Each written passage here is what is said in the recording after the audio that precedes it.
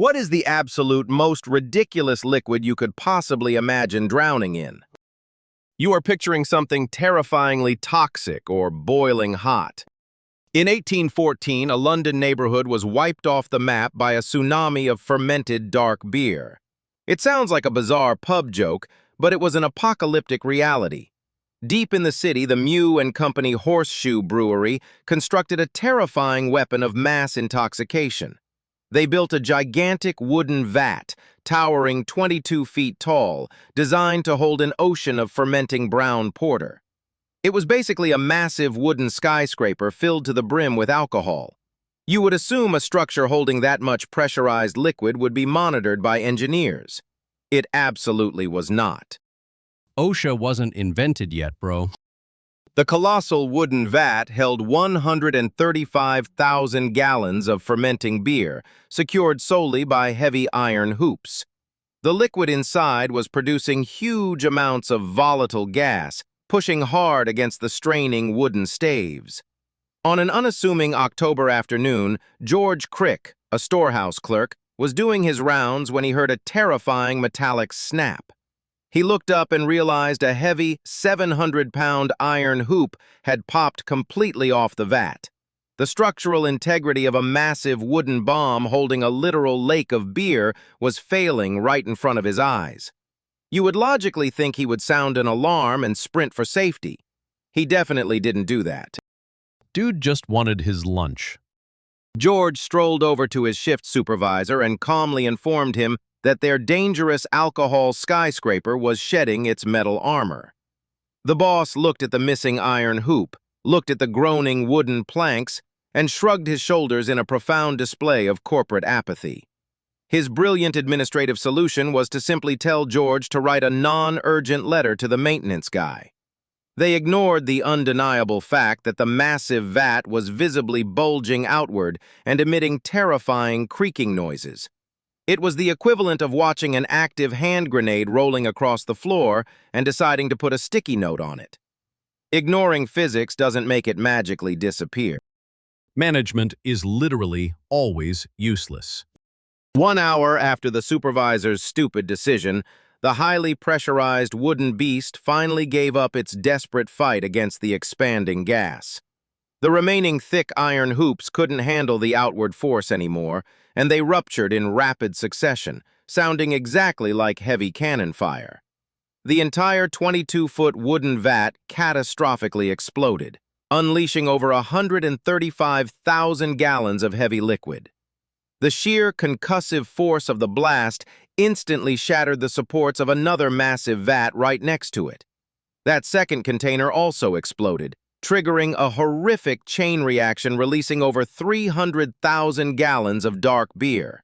It was a flood of pure alcohol. Pop goes the massive weasel. The resulting tidal wave of suffocating brown porter didn't casually flow out of the brewery doors. It erupted like a liquid volcano. The payload of dark liquid forcefully slammed against the thick brick walls of the building, blasting a jagged hole right through the heavy masonry. A terrifying 15-foot-high wall of alcohol burst out of the shattered building and launched itself directly into the heart of the St. Giles slum. This was a densely packed neighborhood where everyday people were just trying to eat their afternoon dinners. Imagine seeing a roaring 15-foot river of dark beer approaching your front window faster than you can sprint. It was about to annihilate absolutely everything. Kool-Aid Man was incredibly hammered. The tsunami hit the narrow cobblestone streets with the devastating force of a speeding locomotive, instantly acting as a liquid battering ram. The dense, heavily fermented wave effortlessly flattened 2 entire brick tenement houses in a fraction of a second, crushing the sturdy buildings down to their foundations. A young teenage girl who was simply washing cooking pots in a small outdoor courtyard was immediately swept away by the roaring, inescapable current. Because the liquid was thick porter filled with dense yeast, it didn't splash like water. It slammed into objects like moving concrete. The neighborhood was instantly transformed into a chaotic blender of shattered bricks and dark alcohol.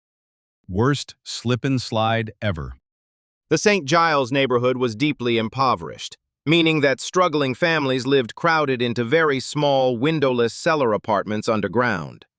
They had zero advanced warning before the 15-foot wave of dense, dark alcohol cascaded directly down their narrow, steep wooden stairwells.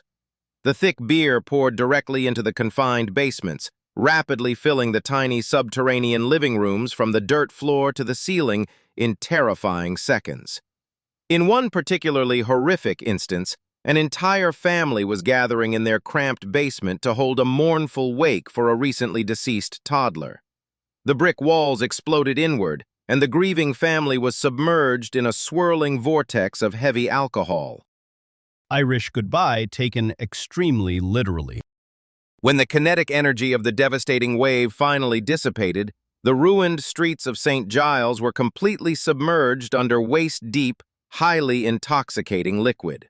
Trapped survivors were desperately clinging to floating wooden cabinets and ruined household furniture, loudly screaming for immediate help while smelling like an unwashed pub floor. You would expect a highly coordinated, sympathetic emergency medical response from the surrounding uninjured population who witnessed the disaster. Instead, historical legends claim that hundreds of people immediately sprinted toward the dangerous disaster zone, carrying large pots. A massive mob allegedly started scooping up the deadly floor beer for a free drink. Grab a bucket, free drinks. The actual organized rescue operations were a chaotic, deeply suffocating nightmare for the desperate first responders trying to navigate the sticky, dangerous rubble. The sheer volume of evaporating beer displaced the breathable oxygen in the lower streets, creating a thick, invisible cloud of intoxicating, deadly fumes. Exhausted rescuers were getting instantly lightheaded and physically passing out from the heavy alcohol vapor while frantically trying to dig trapped survivors out. It was a uniquely terrifying environment where simply breathing the ambient air made you incredibly dizzy and disoriented. In the tragic end, 8 innocent people lost their lives, drowned in an ocean of corporate negligence. Lawyers are about to feast. The wealthy brewery executives were immediately dragged into a crowded London courtroom, facing immense public fury for essentially bombing a neighborhood with a tidal wave of booze. Instead of showing an ounce of genuine remorse or offering financial settlements to the devastated families, their high-paid lawyers executed a masterclass in victim blaming. They confidently stood before the stern judge and vehemently argued that the catastrophic explosion of a visibly leaking wooden tank was completely unforeseeable. They aggressively categorized the horrific event as an unpredictable act of God, claiming the Almighty himself really wanted to destroy that street. It was the most blatant corporate dodge imaginable. God really loves a pint.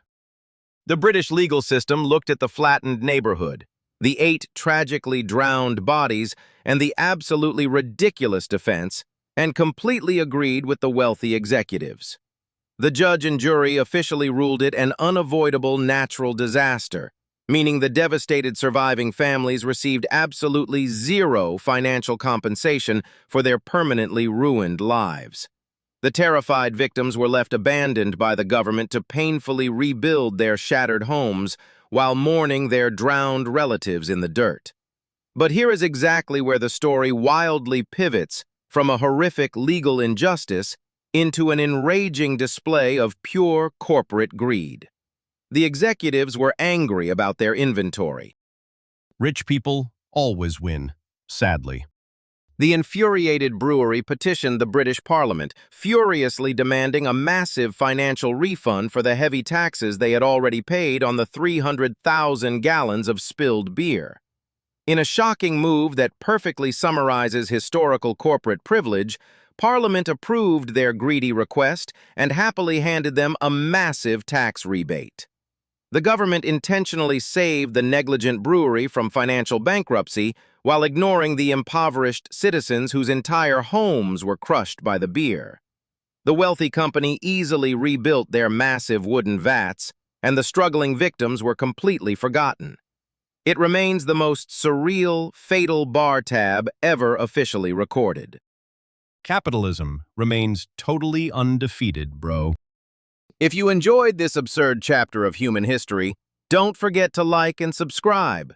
Click the top left video to explore another unbelievable historical failure. We'll see you in the next disaster. Thanks for watching.